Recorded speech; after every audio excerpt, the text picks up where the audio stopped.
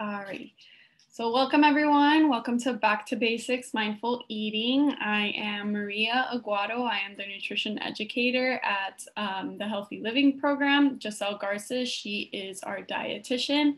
And Carolyn Hamill, who is also joining us today, is our nutrition volunteer. And she's also a graduate student in dietetics and nutrition.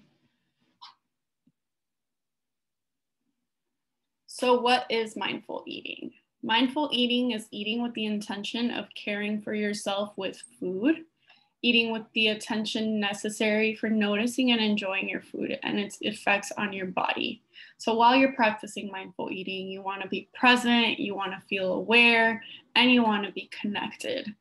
Something that's really important about mindful eating is that the how and the why is more important than the what of what you're eating.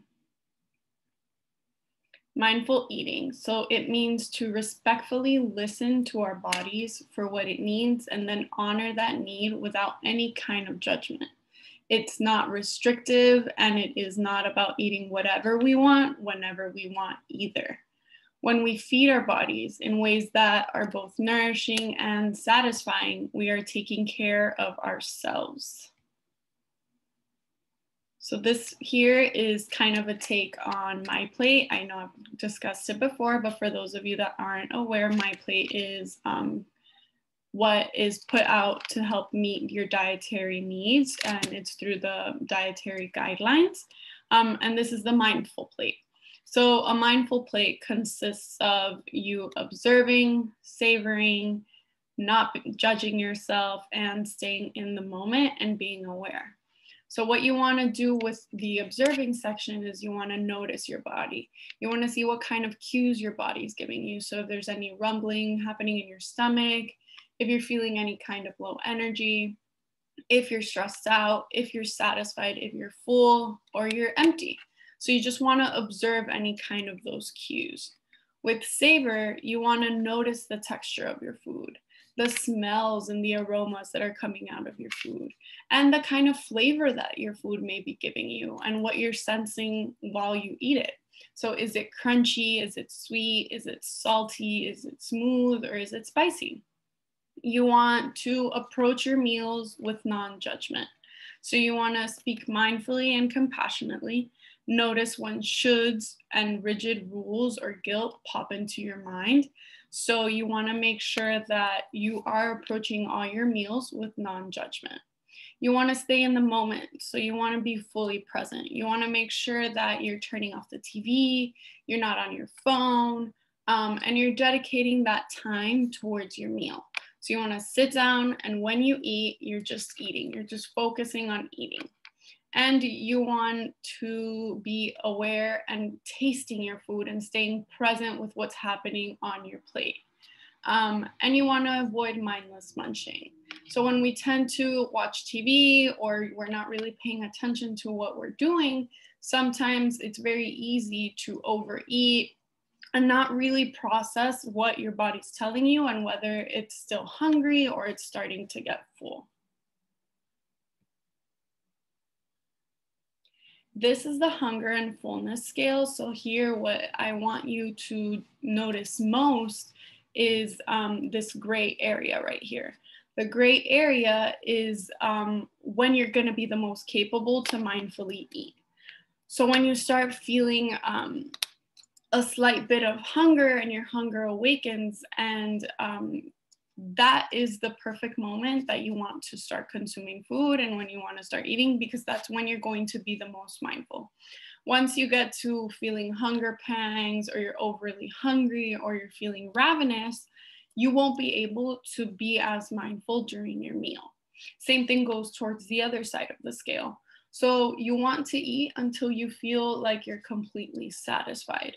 Once you cross that threshold and you start to feel full, stuffed, or even sick, you are no longer being mindful. So you want to stay within these gray areas in order to maintain a mindful meal and mindful eating.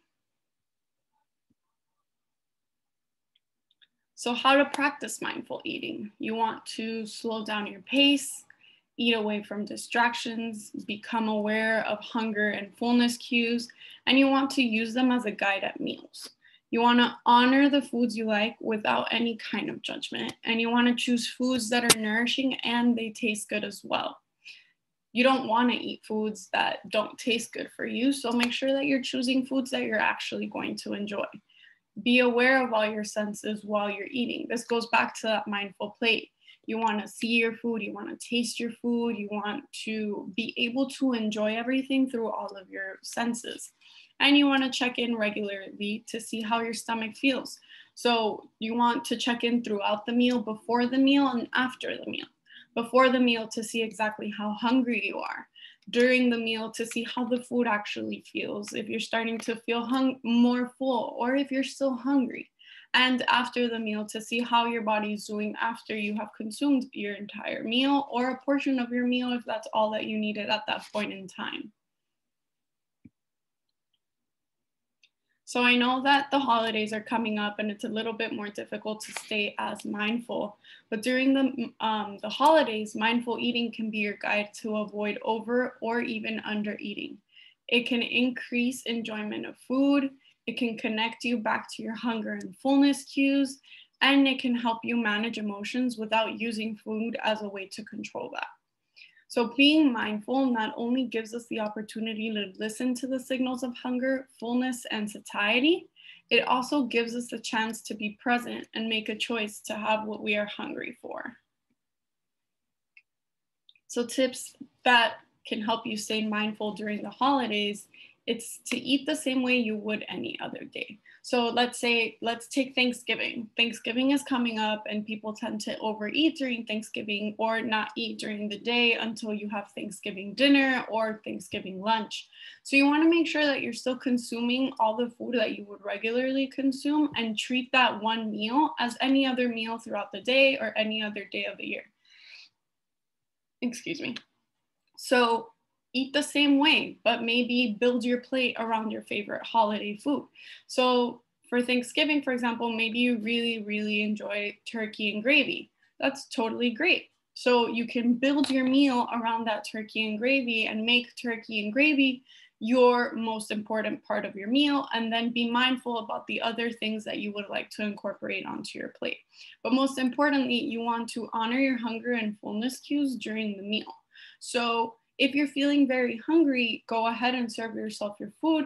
But if you're starting to check in with yourself and you're starting to feel a little bit full during the meal, take a break, see how you feel. If you're still hungry, then continue eating. But if you're not, then go ahead and save the plate for later. There's no reason why you should finish a meal overly stuffed or uncomfortable. You just have to pay attention to those cues. So this is how we create freedom with choice and freedom with food. Mindful eating can be your guide to avoid overeating, increasing the enjoyment of food, connecting you back to your hunger and fullness cues, and helping you manage emotions without using any kind of food. And something that's really important to remember is that mindful eating is not meant to be used as a diet, but as part of your health. So you don't want to think of this as a diet. You just want to use this as something that you do throughout the day, every day, in order to maintain a healthy lifestyle. Okay, so now I hope that you all brought your little snack. I'm going to stop the presentation because it would be nice if we can all turn on our cameras and do it, just to make this a little bit more interactive. So let me stop sharing. Let me put this up here. So did anybody bring a little piece of food or something that they were going to do with the presentation? Maybe. Romina, I see you going into your fridge and I love that. Yeah, that works. That's totally fine. So I have a chocolate and it's white chocolate, and white chocolate is my favorite. So we'll enjoy this. So basically what you want to do, for those of you that maybe don't want to turn on your camera and are feeling a little bit shy, I get it. You want to get a little piece of it, and basically what you're going to do is just look at the food. place it on your hands. Well, if you're getting applesauce, maybe not, just hold it on the spoon. But place it on your hands, see what it looks like, see what it feels like on your skin, see the colors of it, the texture. You want to be able to observe it and just see how it feels and what it looks like. Then you want to smell the food. You want to take your time and actually like breathe in the aromas, see what's happening. So for example, for me, I can smell the chocolate. It smells really creamy, it smells really soft, it smells really light. And even with just the smell, I'm starting to salivate a little bit, which is totally fine. Like your body's already starting to prepare for what's about to happen. Then you want to take a bite of the food and just place it on your tongue. Don't chew it, don't do anything, just hold it in your mouth. I'm going to do it so that you guys can do it and I can tell you how to follow along. So once you have it in your mouth, how does it feel on your tongue? Do you feel the temperature changing? Do you feel the consistency changing? Are you starting to salivate? Like, are different sensations happening while you just hold that on your tongue? Now you can go ahead and chew the food. And you can see how the consistency changes and how your body slowly processes the food a little bit differently. And you can actually kind of see the different layers of the food that you're consuming. And then once you swallow the food, does your body feel satisfied? Did you actually enjoy what you brought? Was it something you actually liked? Maybe it wasn't. Maybe it really wasn't what your body was craving. So maybe it's a whole different experience. And you can see how actually like taking the time and seeing how your body processes the food that you choose can really change the experience that you're having with that food. So something that you can try is maybe, obviously you can't have all your bites in a meal be this long and be this like intensive, but you can definitely try to have at least one mindful bite per meal. So having that bite and having that moment to like actually process and register everything that your body needs and how it feels and what it tastes like and what it smells like can really change your experience with food. So for those of you that actually did the exercise, maybe you can tell me if it felt different, if you enjoyed it, if it was weird, what you thought about it. I noticed that the pear has two very distinct textures, the actual pear and the skin. So one is more like it's roughed on the tongue, and then the actual like body of the pear, it's really soft, and that's what really gives the flavor. And I just think that's interesting how we don't really think about that. Yeah. Have you ever like stopped to actually like do something like this with any food? This is my no, I tried to. This is my second time going to one of these events, and it's really helpful to keep reminding us of how important it is to actually understand what we're eating, not just devouring it just because, oh, it's 12 and I have to eat. Yeah, so this gives you a little bit more of a connection with the meal that you're having, and you're actually like processing everything that's happening, which is an important part of eating. And it makes it a little bit more enjoyable as well. More enjoyable, yes. And I did this when I went to a restaurant in Miami during Miami Spice. There's so many flavors, and they give you 3 different plates, and so it was like dishes, and so I was like, okay, I'm paying money, really, really expensive meal here. Let me understand, and I was really mindful there. So it doesn't have to be any important event, but I like that you're reminding us, just like a pear, taste it and.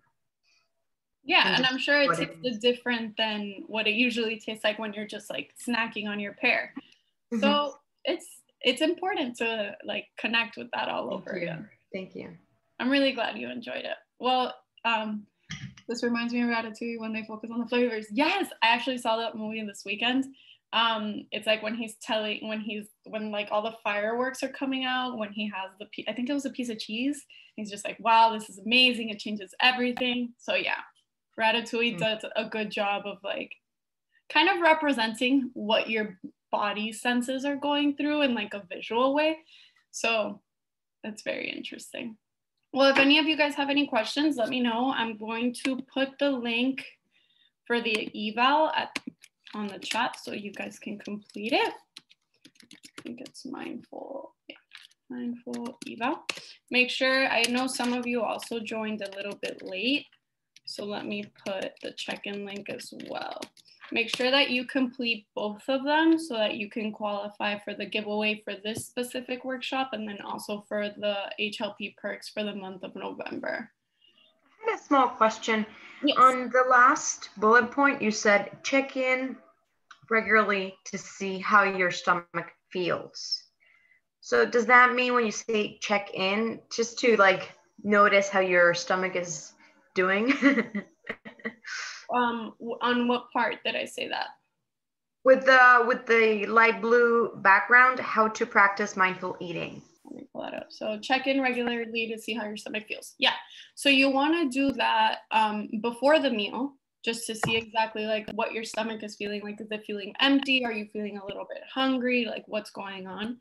You want to check in during the meal to see if you're starting to get full, if you're still hungry, to see like what kind of sensations are changing, and also to see the changes that are happening.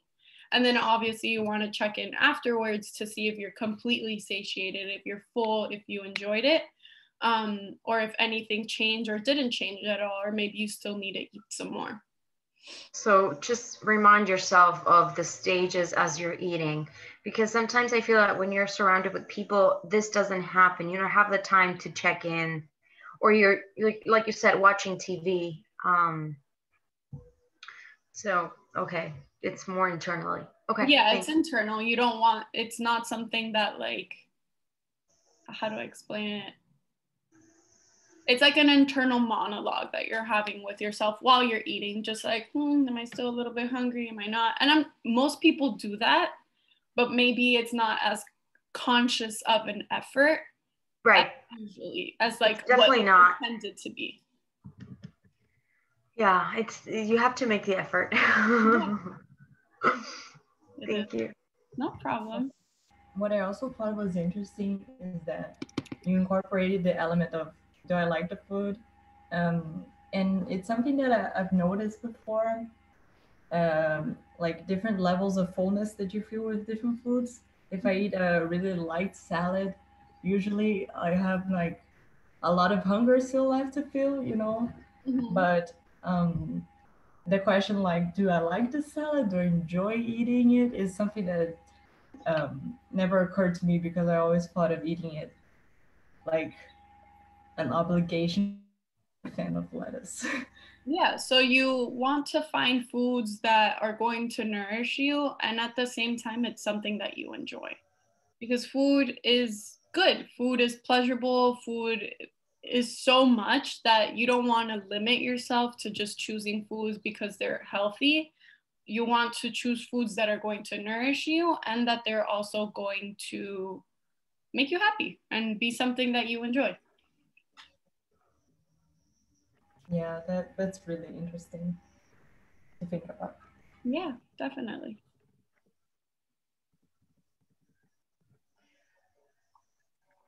Well, if no one has any more questions, we're done. Just make sure to complete those links and we're all set.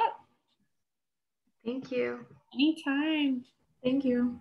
Yeah, I did ask a question about checking up on yes, I was actually going to get to you. I'm so sorry.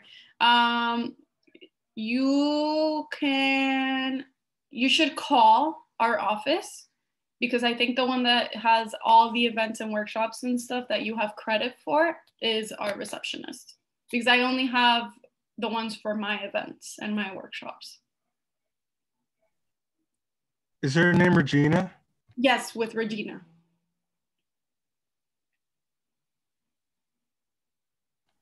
Okay, thanks. Anytime.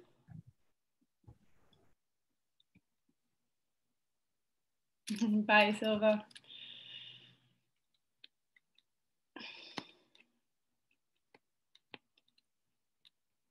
Alrighty. Have a great one, everyone.